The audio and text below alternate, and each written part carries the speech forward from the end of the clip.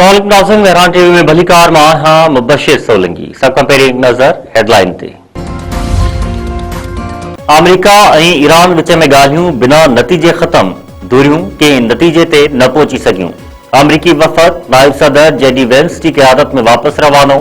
नायब वज़ीर आज़म इसहाक़ डार, field marshal Syed Asim Munir ऐं ॿियनि पारां अमरीकी वफ़द खे अलविदा। अमरीकी नायब सदर जेडी वेंस चयो आहे त असां नेक नियतीअ सां ॻाल्हियुनि में शरीक थियासीं।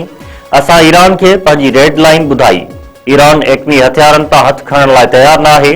मीडिया सां ॻाल्हाईंदे जेडी वेंस वधीक चयो आहे त ईरान खे हिकु हतमी ऐं बहितरीन आछ पेश कई आहे। ॾिसूं था त ईरान उन खे क़बूल करे थो या न। नायब वज़ीर आज़म इसहाक़ डार चयो आहे त अमरीका ऐं ईरान जंग बंदी बरक़रार रखनि। ॿिन्ही मुल्कनि खे छिकताण घटाइण लाइ संजीदा क़दम खणण घुर्जनि। जंग या तकरार मसइले जो हल न आहे। सिफारतकारी ऐं ॻाल्हियुनि ज़रिए इख़्तिलाफ़ ख़त्म करण ई बहितर रस्तो आहे। पंहिंजे बयान में इसहाक़ डार वधीक चयो आहे त अमरीका ऐं ईरान जा ॻाल्हियुनि वारे अमल में शरीक थियण ते थोराइता आहियूं। शहबाज शरीफ़ जी दरख़्वास्त ते ॿिन्ही मुल्कनि मस्बत रद्द अमल ॾिनो। पाकिस्तान ख़िते में अमुन लाइ पंहिंजो किरदारु अदा कंदो रहंदो। अमरीकी सदर डोनाल्ड ट्रंप चयो आहे त ईरान सां मुआहिदो थिए या न, असां ते को फ़र्क़ु नथो पवे।